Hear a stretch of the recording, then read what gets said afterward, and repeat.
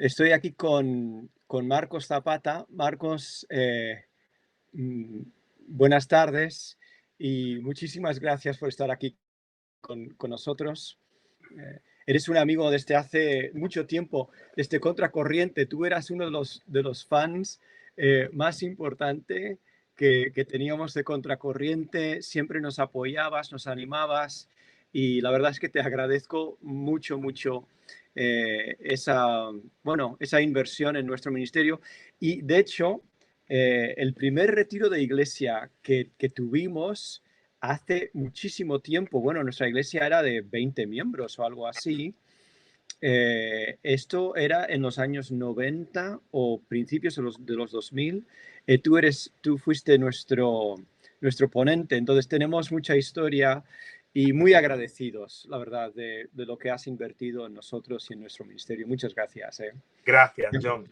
Cuando yo miro hacia atrás, eh, no tengo nostalgia de aquellos tiempos, sino que veo aquellos tiempos como el propósito de Dios, la formación de Dios para llegar a donde hoy llegamos. Contracorriente tuvo el tiempo de Dios, fue un impacto social, incluso a nivel social para los jóvenes en España, y cómo no apoyarlo. Yo siempre llevaba a los jóvenes y os estaba animando, me sentía, creo que me hicisteis parte de Contracorriente en muchos sentidos, así que hoy vemos el fruto de todo ello, porque muchos jóvenes de aquella generación de Contracorriente hoy están liderando, están liderando la iglesia en España en muchos aspectos, ¿no? Sí, Así que es verdad. no podemos más que dar gracias a Dios. Y me acuerdo de ese retiro que estuve predicando, que no erais 20, éramos 8. Vosotros erais 8 Puede literalmente. ser. Porque me acuerdo que yo Pues, decía, yo me da igual predicar a 8 que a 8000. Predicaba con la misma pasión a los 8 que a 800 o a 8000, me da igual. ya, qué bueno, qué bueno. Hombre, y este año pasado pues fuiste el ponente de nuestro retiro. Sí, Entonces tú conoces a nuestra iglesia y, hombre, más que nada yo creo que este tiempo es hablando a nuestra iglesia, ¿no? Es una oportunidad casi como de predicarnos en medio de una situación complicada que estamos viviendo ahora en España. Honestamente te confieso que es mucho más complicado de lo que yo me imaginé al principio. Eh, Escuchando la entrevista que hiciste con Danilo Montero y Gloria Montero, pues me sentí muy identificado con lo que dijiste, que mm, este es, esto va a pasar por España, no va a ser igual que China, que Corea, y bueno, de hecho Corea lo ha pasado mucho mejor que cualquier otro sí. país, lo han controlado muy bien. Entonces, sí, gracias. Y, hombre, una de las cosas que nos ha desafiado mucho es el papel social que has tenido con dignidad. Y hace poco has superado el COVID-19. Sí. Eh, ¿Cómo lo pasaste? ¿Cómo fue la experiencia, Marcos? Mira, honestamente, yo mantenía esa actitud cuando manifesté los síntomas. Fue un día martes. A la noche empecé a toser de forma convulsiva. El miércoles llamé al médico. Ya esa noche me separé, me aislé de dormir en otro sitio, no dormí con Ana porque yo dije, esto me huele mal. Entonces, el sábado, de martes a sábado, me hicieron el test, me hicieron el sábado y el lunes a la noche me dieron los resultados. Honestamente, yo pensaba que me iban a decir que negativo, esto era un proceso gripal, coincidía, y cuando ese lunes a las 9:30 de la noche me llaman de medicina preventiva y me dicen que soy positivo, fue un golpe inesperado, totalmente inesperado. Yo no me había preparado para el hecho de que pudiera tener el coronavirus. Es decir, había interiorizado que es parte del shock. Todo shock pasa por una serie de fases. Uno, y el primero es la negación. Entonces, cuando empiezan a manifestar los síntomas, yo entro en fase de negación durante unos días. No solo yo, también Ana, mi esposa, que no vas a tener nada, porque mientras negamos, nuestra mente descansa. Después viene el shock, después viene la fase de cierta desconcierto. Hay gente que el desconcierto lo maneja con ira, hay gente que el desconcierto lo maneja con rabia. Bueno, viene un desconcierto donde te quedas noqueado de cierta manera, ¿no? Y después viene la fase de la negociación, La fase de la negociación siempre es, bueno, si me sanas, te prometo que... Entonces ya empezamos a negociar ahí. Hasta que pasas a la fase de la aceptación. Entonces ese ciclo, y en la aceptación Dios es cuando empieza a hablarte y Dios es cuando empieza a tocar tu vida, ¿no? Entonces hubo diferentes fases, fueron 3 semanas, el tiempo es largo, donde hubo fases donde estuve muy bien, contento, fases donde estuve muy mal e inevitablemente tienes que reflexionar sobre si este es el final. Porque yo estaba, las noticias en televisión continuamente, oyes que se muere gente, entonces moría gente de mi edad, más jóvenes que yo y en mejores condiciones físicas. Es decir, la balanza se podía inclinar hacia un lado, hacia el otro con mucha facilidad. Y eso me ayudó a reflexionar sobre mí mismo, a reflexionar sobre el camino que había tenido, la trayectoria, a tener un encuentro con Dios, no digo un reencuentro, pero sí una evaluación, un encuentro con Dios para valorar mi propia vida, en el sentido que encontraba paz, en el sentido de decir, bueno, Dios, Señor, con el tiempo que tú me has dado, he hecho lo que he podido. Y estaba en paz con respecto a eso. Y no tenía como asuntos pendientes, ay, si hubiera tenido más tiempo para hacer esto. Es decir, he terminado la carrera, he guardado la fe, he peleado la buena batalla. Es decir, he terminado la carrera. Yo evaluaba de esa manera. Había un punto de dolor, honesto, ¿no? Un punto de dolor cuando pensaba en mi familia. Más llegué a pensar, lo que me dolía realmente era perderme la trayectoria vital que todavía le queda a mis hijos, que son jóvenes de 21 y 17 años, y no poder vivir con ellos sus sueños, sus metas. Pero en el resto había una paz y una tranquilidad de parte de Dios, conforme Él cuidó de mí y cuidaría también de mis hijos y de mi esposa. En eso estaba absolutamente tranquilo. Y no es una situación de quedan bien económicamente. No tiene nada que ver con eso. Es el que Dios cuidó de mí en estos años y sé que lo va a hacer con ellos, ¿no? En eso estaba en paz. Y también tuve otra enseñanza que tiene que ver con mi propia fragilidad. Ya acaba de pasar otra. Bueno, yo ya llevo confinado desde diciembre porque acaba de pasar un desprendimiento de retina y no pude salir de casa. Apenas estuve sin confinar 2 semanas, creo. Entonces ya rápidamente entró al siguiente confinamiento. Pero es en torno a la fragilidad. Me di cuenta que esa imagen que muchas veces las personas quieren proyectar sobre el liderazgo, de superhombre, superman, de que no somos hombres, tampoco somos ángeles, estamos en un estado intermedio, no sé muy bien. El hecho de que caigamos enfermos, el hecho de que estemos expuestos a las mismas enfermedades, a los mismos dolores, a los mismos quebrantos que todos los demás, nos hace mejores líderes. Porque fíjate, la reflexión era que un superhombre, un superpastor, un superlíder, no puede hacer discípulos. Lo que puede tener son seguidores o adoradores, pero no discípulos. Mientras que cuando somos vulnerables, al hacernos vulnerables, ahí podemos acercarnos a los demás y generar discipulado y generar discípulos a nuestro alrededor. Hay más enseñanzas, pero lo viví de esa manera a nivel espiritual y a nivel natural, confiando en Dios. Y por supuesto también otra cosa que aprendí, si me permites, no sé cómo estamos de tiempo, pero otra cosa que aprendí y que me impactó es la sensación de cuerpo. Esas cosas que a veces hablamos de que, bueno, el cuerpo de Cristo, todos somos uno, pero cuando uno cae enfermo y ves que hay una movilización de la oración, no solo de tu iglesia local, lo cual es lógico, sino de la iglesia en España, incluso a nivel internacional, y que la gente te apoya y está contigo, o de la gente cuando se enteró que te mandaba un mensaje, eso realmente genera un aliento y es de un ánimo extraordinario, de verdad que sí, para superar esta crisis. Sí, yo confieso que no sabía que estabas malo y el Señor, no sé, te puso a ti y a otras personas en mi corazón y empecé a orar por ellas, ¿no? Y tú eras uno, y luego me enteré después de que estabas malo y pues, hombre, con más razón todavía, pues oré por vosotros. Y ahora toda tu familia está fuera de peligro. Todos. Es decir, Ana está, mi esposa, muy bien, mi suegra, que es una mujer de Dios extraordinaria y que está en una situación de riesgo porque tiene otras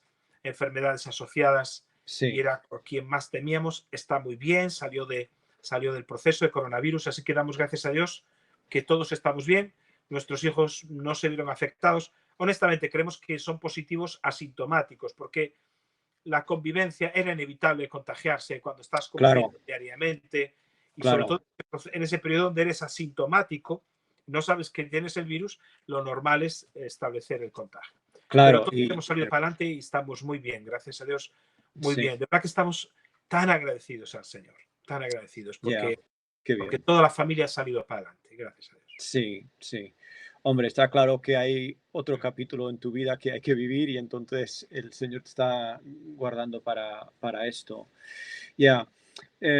Hombre, y acabas, me estabas diciendo que justo has vuelto de un reparto de alimentos, que yo entiendo que Dignidad reparte alimentos habitualmente y se ha podido cortar quizás con el brote de este virus, ¿verdad? No, no hemos parado el reparto. Nosotros no lo hacemos con Dignidad. Dignidad se ha especializado en infancia y familia. Es el trabajo. Tenemos Vale, otra asociación que se llama Aviva, ok. entonces, con el fin de que se aviven los tiempos. Sí. Entonces, aviva los tiempos. Entonces, para que se aviven los tiempos, tener una asociación Aviva, que es, digamos, el brazo social directo de la Iglesia. Entonces, lo que es el reparto de alimentos está en dos líneas. Una línea es el reparto quincenal, que repartimos más o menos sobre 3.000 kilos de comida a unas 500 personas, más o menos, Wow. entre 150 a 200 familias, 500 personas, Sí. 3.000 kilos de comida que son comida perecedera, frutas, verduras, en fin, todo ese tipo de comida que hay que entregarla rápidamente. Ujú. Y pues tenemos el reparto trimestral, que eso sí que son de alimentos no perecederos, a otras 900 familias, en torno a 900 familias, Wow. unas 3.000 personas más o menos, un poquito más tal vez. Y ese reparto es el que estamos haciendo ahora. Estamos con 72.000 kilos de comida en una Wow. nave, en un polígono industrial, y venimos de eso, porque hoy empezamos y tenemos que hacer un protocolo de llegada, la persona tiene que esperar, entrar con todos los sistemas de garantía que están a nuestra mano para poder hacer el reparto, ¿no? Con la ayuda de la policía y otras cosas. Si no, no hemos parado con la obra social, ¿no? La iglesia, yo en estos días estoy enseñando a los hermanos que la iglesia, o mejor dicho, nosotros estamos confinados, pero el Espíritu Santo no. Entonces, Qué el bueno. Espíritu Santo no está confinado, ¿no? Entonces, eso, nosotros no debemos de romper el confinamiento, eso sí que no, pero el Espíritu Santo sigue ahí. Los que Sí. salimos con los permisos pertinentes para poder hacer la Ujú. obra. Entonces, la iglesia en este tiempo, John, está viva y activa, está muy viva y está muy activa. Se Ujú. están reuniendo en grupos pequeños, se está haciendo, pero bueno, la obra social sigue. De hecho, si me permites extenderme en este sentido, de hecho, hemos hecho un programa de 3 líneas. Una es mantener la línea de alimentos, porque más que nunca ahora la gente lo está necesitando. Claro. Dos, un programa de ayudas directas económicas para familias de la iglesia que están en situación muy complicada, porque tenemos muchas familias que son refugiados políticos de diferentes países, desde Colombia, El Salvador, Honduras, bueno, hasta Vietnam y otros países de Asia, ¿no? Que Yes. tenemos Wow. familias de Asia, que no tienen nada, algunos cero entradas, ¿no? Porque han caído de los programas Ujú. de, los programas de integración que estaban, y entonces se quedan con nada. Entonces eso les ayudamos económicamente. Y también tenemos un programa que ha surgido muy bonito, que ha salido en la prensa, incluso en la televisión, donde unas hermanas, una hermana surgió de una hermana, pero hay 8 costureras, fabrican trajes de seguridad para los centros de salud y para las residencias de ancianos, y fabricamos batas, gorros y Ujú. calzas para las personas Qué bueno. que están, bueno, para los centros de salud.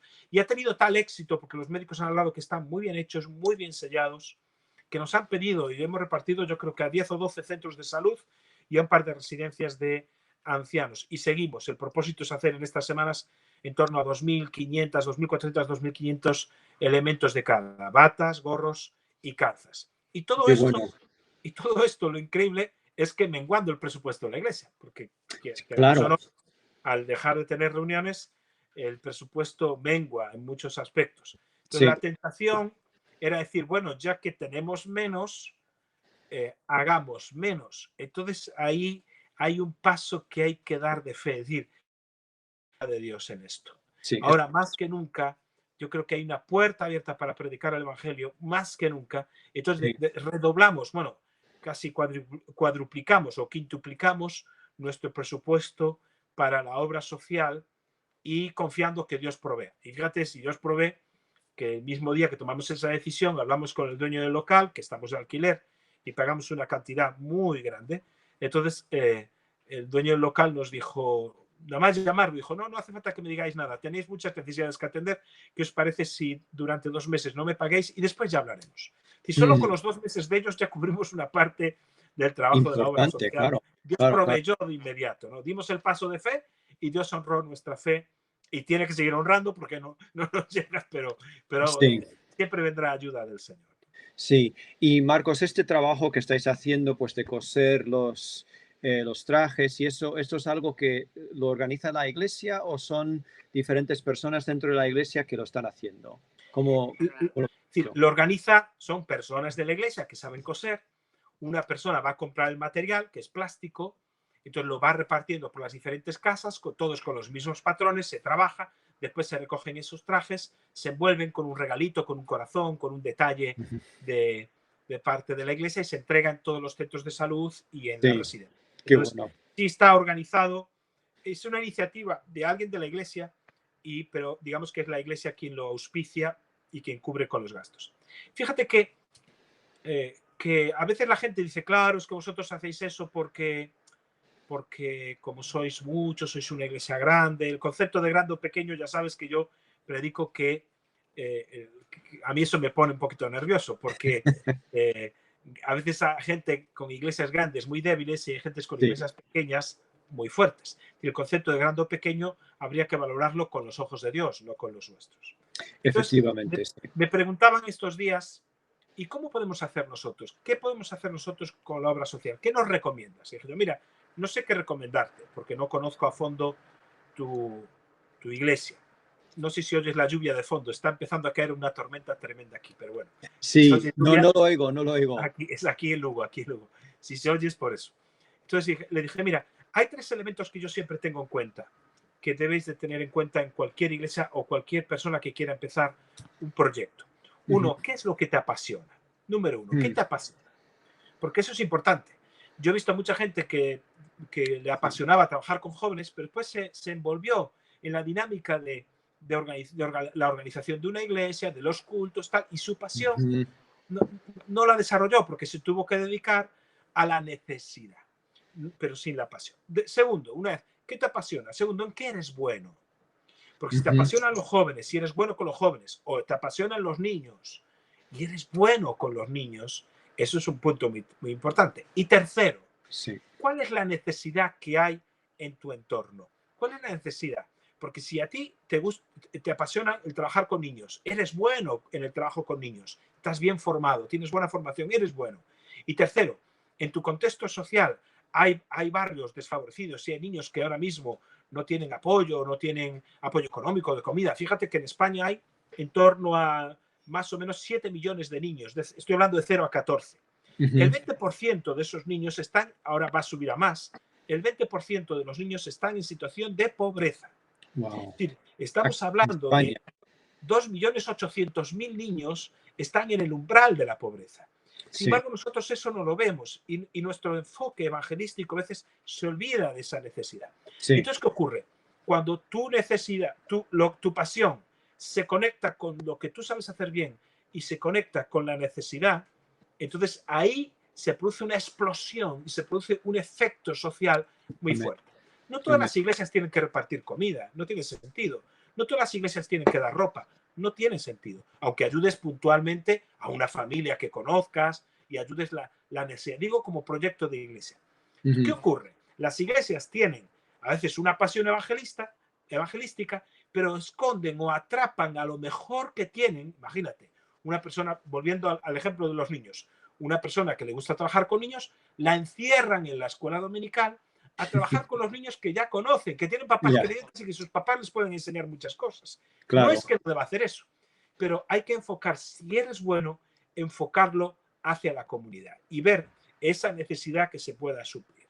Recuerdo una iglesia en Estados Unidos, tu tierra, una iglesia pequeña de una ciudad pequeña, de esas iglesias que un poquito tradicional y llena de gente mayor, que ahí no se convertía ni el gato. Entonces no sabían qué hacer para predicar, no sabían. Interesante. Se dieron cuenta de que ellos tenían la pasión por predicar, pero se preguntaron, ¿en qué somos buenos? No tenían jóvenes, no tienen grupo de alabanza, no tienen una obra social fuerte. Se preguntaron, ¿en qué somos buenos? La mayoría gente de una media de gente mayor. Y se dieron cuenta que eran buenos en amar. Ellos son buenos en amar, tienen pasión y son buenos en amar. Entonces empezaron a detectar cuál sería la necesidad que hay en su comunidad. Y se dieron cuenta que en su comunidad había gente que estaba falleciendo, fíjate en los tiempos que ahora nos puede valer de ejemplo, fallecía sin iglesia, entonces se les hacía un entierro protocolario, frío, no como esos entierros que a veces vemos en las películas americanas en los pueblos pequeños donde la comunidad arropa, se hace una comida, se recibe en la casa.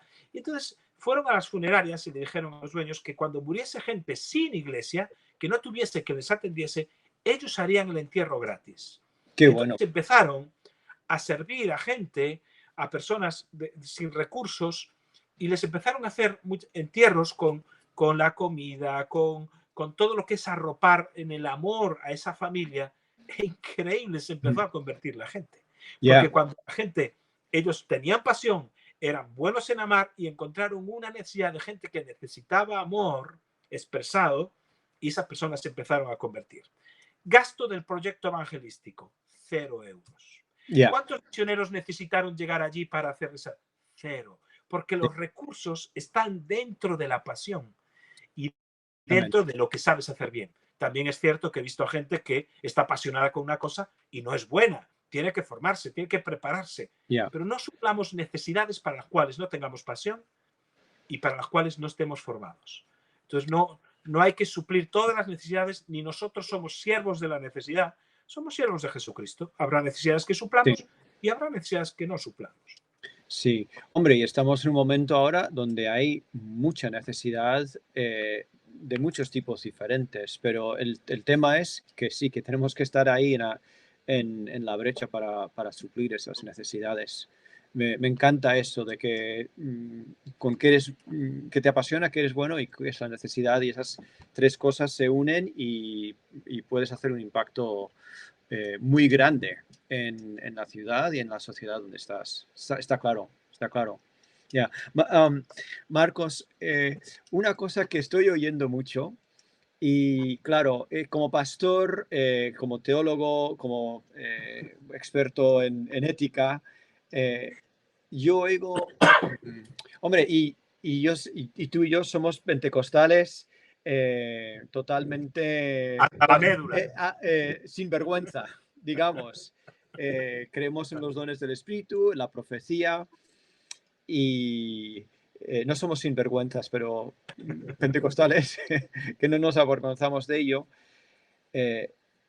Yo oigo mucho varias cosas, ¿no? Acerca de palabras proféticas que salen. Parece que ahora salen los profetas de todas partes en YouTube que están diciendo un montón de cosas. Y yo, bueno, a nuestra iglesia, a tu iglesia, a la gente que va a estar escuchando esta entrevista, ¿dirías tú que este es un juicio a España, al mundo? Porque claro, esto es un azote a todo el mundo en realidad, y es algo, como te he dicho, te he oído decir en otras entrevistas, que los voy a citar, por cierto, en los apuntes de YouTube y de Facebook. Pero esto no es una gripe sencilla, es algo mucho más importante que una gripe sencilla, y lo estamos viendo por las cifras. Es 10 veces más letal que una gripe, según lo que he visto. Y claro, ¿esto es un juicio? ¿Qué opinas tú? ¿Qué dirías tú a la iglesia? Mira, esto es una conversación muy interesante, ¿no? Muy interesante. Sí. Le voy a dar una vuelta como buen gallego, le voy a dar una vuelta Genial. a este argumento. Sí. ¿Qué te diría si yo pienso que sí es un juicio? Mejor dicho, no es un juicio, pero puede convertirse en un juicio de Dios a la iglesia. ¿Qué quiero decir con esto? quiero decirte que, por desgracia, en este momento de crisis ha habido muchísimas pestes y ha habido muchísimas enfermedades a lo largo de la historia y guerras y situaciones dramáticas. Por desgracia, en este momento de confinamiento y de crisis y de enfermedad, yo a mi alrededor observo que mucha gente está... Ay, espero que no se malinterprete esto que voy a decir. No te preocupes. Está gastando todas sus fuerzas en salvar su propia iglesia. Su propia iglesia. Es decir, que el rebaño no se le disperse, que la gente no se le vaya. Es decir, todas sus fuerzas en cuanto a lo que se está haciendo de reuniones, de encuentros, es salvar la iglesia. Y no es tiempo de salvar la iglesia. No es tiempo de salvarnos a nosotros mismos. Si caemos en esa trampa, sí puede venir un juicio de Dios sobre nosotros mismos. Porque acuérdate que el juicio de Dios empieza por su propia casa. Justo en este momento es el momento de proclamar la salvación. No es momento de empezar a evaluar por qué está sucediendo esto, sino que en esto que está sucediendo yo voy a traer una palabra de esperanza, voy a ser un testigo firme del Señor. Amén. Es utilizar todas las redes sociales para que mucha gente pueda conocer al Señor. Estamos oyendo testimonios en muchos lugares de la gente que se está convirtiendo. En nuestra propia ciudad ya ha pasado, gente que se está convirtiendo a través de internet, gente que está abriendo su corazón a escuchar los mensajes que antes jamás escucharía, predicaciones de la iglesia. En este momento se ha abierto una puerta que va a durar solo abierta mientras dure el virus. Si la iglesia no sabemos aprovechar ese espacio abierto para la evangelización y para que mucha gente que jamás se preguntaría acerca de Dios se acerque y pueda escuchar el evangelio, nosotros habremos cometido no un error, eso sería un pecado, sería una vergüenza para la iglesia que dediquemos ahora todas nuestras fuerzas, nuestra economía, nuestros recursos, nuestras reuniones online para salvarnos a nosotros mismos, salvar la iglesia y salvar el proyecto de iglesia. Cuando nosotros nos enfocamos en nosotros mismos, ese es el mayor error. Va a ser un error. Entonces, en este momento, el enfoque tiene que estar hacia afuera. Si es un juicio de Dios sobre las naciones, yo no lo veo así en un sentido estricto del término, un juicio de Dios hacia las naciones, porque no lo veo en este momento en este sentido. Sí me pregunto, todos esos profetas que salen ahora, ¿por qué no profetizaron esto hace 6 meses? Eso digo yo. Digo, ¿Dónde estaban? Es que es tan importante. Yo hacía una reflexión y decía, me da temor una cosa, con respecto al pasado, que la iglesia no hayamos sabido ser entendidos en los tiempos, y que yo sepa, al menos que nos hayamos enterado, no hubo nadie o no hubo un impacto global de un aviso diciendo, hermanos, prepárense porque el 2020 viene un tiempo de crisis global. No, a menos que a mí no me llegó un aviso así, creo que en España. En absoluto. A nadie. Así que no ha habido un elemento profético. Si no ha habido un elemento profético en el pasado, mirando hacia el futuro, ¿qué garantía tenemos que ahora mismo estemos mirando hacia el futuro con sabiduría? Claro. Entonces, tenemos que aprender de la experiencia y ahora tenemos que traer un elemento, no tanto preguntarnos, ay, ¿por qué está pasando esto? Sino, como es lo que siempre decimos, pues, ¿para qué está pasando esto? En este momento se están quebrando muchas cadenas de muchas personas, muchos cerrojos espirituales. Se está quebrando algo a nivel espiritual en nuestra nación, en nuestras ciudades. Aprovechémoslo. No seamos simplemente espectadores pensándonos en nosotros mismos y guardarnos a nosotros mismos. Por favor, nosotros ya tenemos la salvación eterna, ya tenemos todo. Hay gente que se pierde por la eternidad, hay gente que se muere en sus pecados. Tenemos una palabra de esperanza y ese es el propósito. Por eso yo me niego a veces a entrar en el discurso, no lo digo contigo, lo digo a nivel general, el discurso teológico de que, ¿por qué? Si es un juicio de Dios o no juicio, no sé, casi es que me da igual. Lo que sí sé es que se ha abierto una ventana de oportunidad para que muchos conozcan al Señor. El domingo pasado prediqué, por primera vez, prediqué en la iglesia, también por online, hice una grabación y la envié, más con el fin de prediqué sobre el sábado, sobre no el viernes ni el domingo, qué pasa con el sábado y los sábados en nuestra vida, ¿no? Porque cuando uno está en sábado, no sabe que el domingo viene al día siguiente.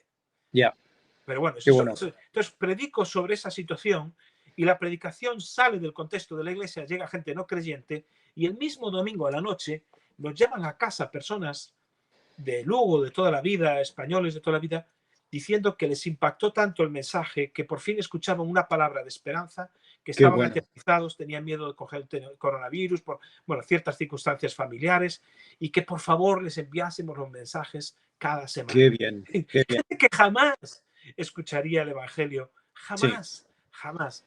Entonces, ese enfoque de poder seguir predicando, hablando a un vecino, no tengamos temor, no tengamos, no, porque es una puerta abierta que debemos sí, aprovechar. sí. Sí, yo estoy totalmente de acuerdo. Es que sí, yo en vez de la palabra juicio, me gusta que sea como un aviso para nosotros, ¿sabes? Que podamos ser sabios y entendidos en cuál es el tiempo que estamos viviendo y podemos aprovecharlo como un aviso y espabilarnos un montón de cosas que quizás no hemos tenido la oportunidad de aprovechar porque hemos estado tan cómodos en España. O sea, España en general, Europa en general ha sido un país cómodo, un país que hemos estado muy, muy bien. Y de repente, y con este año pasado, España tuvo la esperanza de vida más alta. O sea, superamos a Japón por primera vez. Entonces, claro, y de repente estamos enfrentados con nuestra mortalidad de una forma muy, muy fuerte. Todos los días nos están diciendo las cifras de las personas que están muriendo. Y como dice, creo que es el Salmo 90, enséñanos a contar nuestros días. Y eso, ¿por qué? Porque nos trae sabiduría, que es temor de Dios. Y creo que es un momento que debemos aprender a discernir los tiempos, ¿no? Creo que lo que has dicho es Sí, genial. es exacto, es exacto, es aprender a discernir los tiempos y actuar en consecuencia. Amén, No amén, actuar para guardarnos a nosotros mismos, sí en amén. cuanto a términos de confinamiento, no nos queda otra, más es sabio en ese Sí, sentido, pero no aguardar nuestro rebaño. Es momento de salir por la oveja perdida, porque la oveja perdida está ahora mismo gritando, está clamando para que un pastor la vaya a buscar. ya, qué bueno. Me encanta esa palabra, me desafía mucho.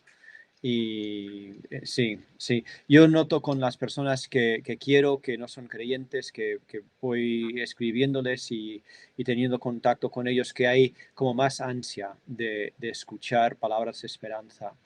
Así que, Disculpa, hoy mismo me decía, no, ayer me decían que en Texas no se encontraba ya ninguna sola Biblia a la venta. El Walmart había vendido todas sus Biblias. qué La bueno. gente Me está encanta, volviéndose a Dios. me El encanta. contexto espiritual es distinto que en España, pero en la Sí, medida española estas cosas están pasando. Me llegaba un mensaje de una hermana de Talavera, de la Reina, que su mamá católica, se había puesto muy enferma, la llevaron al hospital en uno de esos días que estaba el hospital sobresaturado, no podían atenderla ni la podían ingresar. Y el wow, médico le dijo, ¿usted cree en Dios? Y ella le dijo, sí, pues vaya a su casa y rece, señora. Vaya a su casa y rece, que aquí ahora mismo no la podemos atender. Dice que ella wow. volvió muy enferma a casa y así hizo. Se metió en su habitación y Y empezó rezó. a rezar. Y Amén. cuenta la experiencia de cómo una mujer que no es extremadamente mujer de fe, simplemente que en ese clamor sincero, porque más ahora el clamor Sí, es sincero y del corazón, se le aparecieron ángeles. Entonces ella describe cómo wow. aparecen ángeles que cantaban, dice, canciones maravillosas. Y ella empezó a cantar, ella cantaba y se sanó de todo. Me saltan las lágrimas y todo. Se sanó de todo. Sí. Este tipo de experiencias las vamos a tener en nuestra propia iglesia. La otra Amén. semana, fíjate, una chica en Brasil, una joven empresaria, una joven de 30 y pico años, de buen nivel social, intelectual, tiene un sueño, el sueño es un poquito largo de contar, no voy a entrar a contarlo aquí, pero tiene un sueño en el que finalmente, para resolver el sueño, una persona dice, llama a este número de teléfono y una mujer te va a atender y dar eso que tú quieres. Entonces, Wow. ella en el sueño graba el teléfono, se queda con el teléfono, despierta y toma nota. En Chile escribe en el ordenador a ver dónde es ese teléfono y se encuentra que es un teléfono de España. Entonces llama temerosa al teléfono y sale una hermana de nuestra iglesia, que es una líder de nuestra iglesia, una mujer de Dios tremenda, y le dice, mira, tienes que disculpar, pero te va a parecer una locura, pero soñé con este teléfono y soñé con que una mujer, que además eres tú, me va a ayudar. Sí. Entonces se produjo una conversación donde esta mujer de Chile abrió su corazón por primera vez y que contó cosas que a nadie le había contado y finalmente se entregó al Señor y llevamos un par de semanas discipulándola vía WhatsApp. Entonces, estas cosas están sucediendo. Te puedo poner más historias que me están llegando, porque son historias del coronavirus, así que estemos atentos porque es un tiempo de cosecha. Amén. Y por eso sí creo en el juicio, pero cuidado, porque nos puede venir a nosotros. Sí. Todavía Dios sigue amando al mundo. Todavía Dios dio a su Hijo por amor al mundo. Así que no creo que sea el tiempo del juicio sobre el mundo, sino del amor de Dios al mundo. Yo oro por esto mismo, Marcos, que Dios en esos pasillos, en esas camas donde los enfermos están tan solos, y te oí en la otra entrevista decir que esto es algo inhumano y que no debe ser así, que debemos permitir que por lo menos vaya un familiar de estas personas para estar con ellos.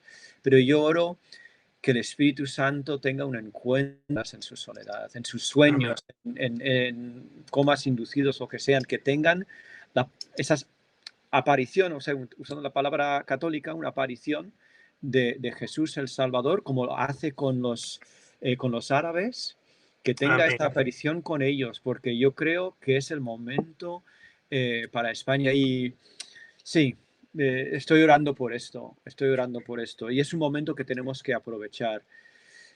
Marcos, una última pregunta. Yo creo que ha sido inspirador hasta este momento las cosas que nos has dicho, pero si hubiese una palabra de ánimo, una palabra de desafío para nuestra iglesia Esencia, la iglesia en España, ¿qué nos dirías? Si no lo has dicho ya, ¿qué nos dirías? Como de ánimo, con desafío. Mira, yo creo que, por lo que os conozco, la iglesia que hemos vivido hasta ahora va a cambiar sí o sí, al menos durante los próximos meses. Estaba leyendo un artículo, después te lo puedo pasar, de Estados Unidos, de unos hermanos en Estados Unidos que tienen, bueno, una organización a nivel secular y también cristiano, y hablan que en Estados Unidos se está hablando de la posibilidad de que esto sea una especie de ventisca, una tormenta que va a pasar. Otros dicen que no es una tormenta, esto es un invierno. Esto es un invierno que hay que prepararse porque viene un invierno. Y ellos proponen otra opción, dicen, no, esto no es un invierno, esto es una edad de hielo. Viene una edad de hielo en el sentido social, un cambio de largo recorrido. Entonces, esto es muy interesante.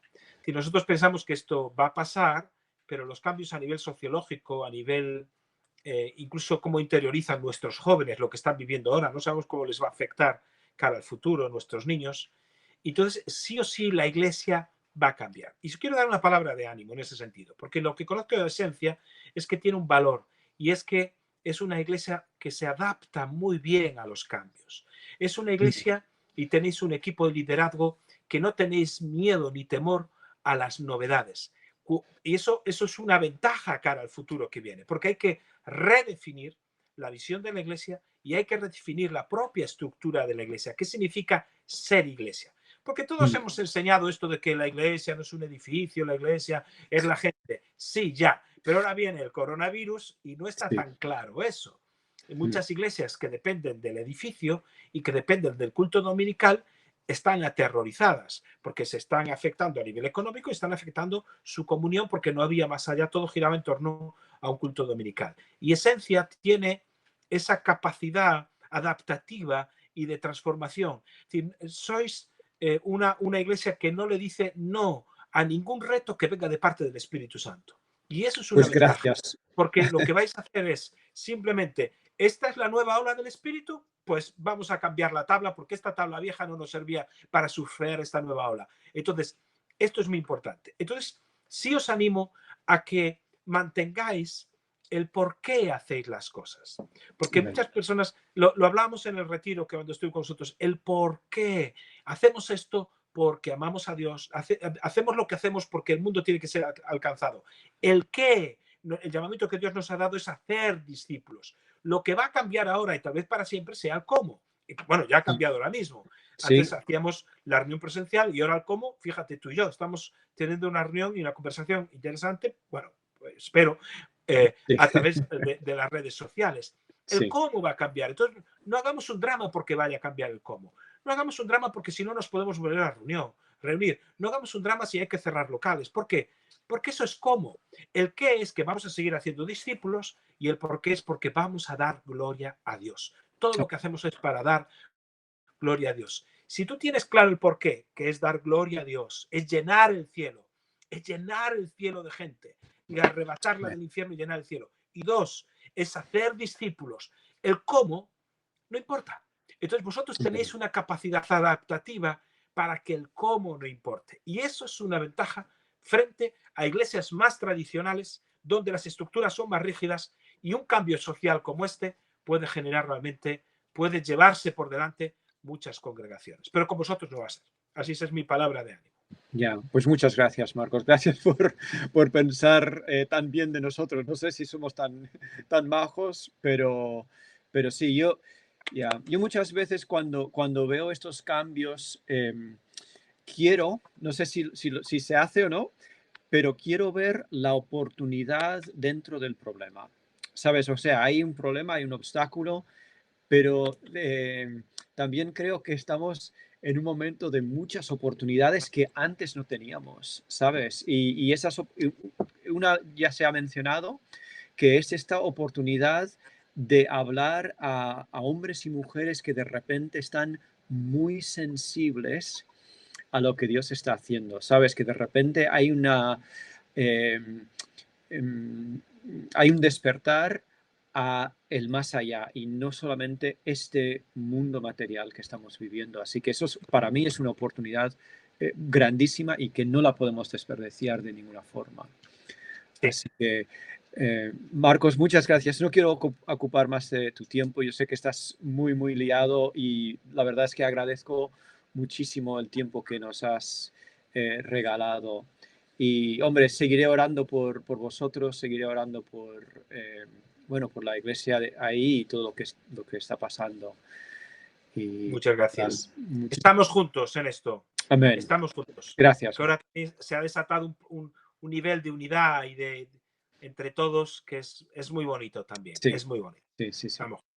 Un abrazo a toda la iglesia. De Sí, corazón. muchas gracias, Marcos. Que Dios te bendiga. Gracias a ti. Igualmente, hasta luego.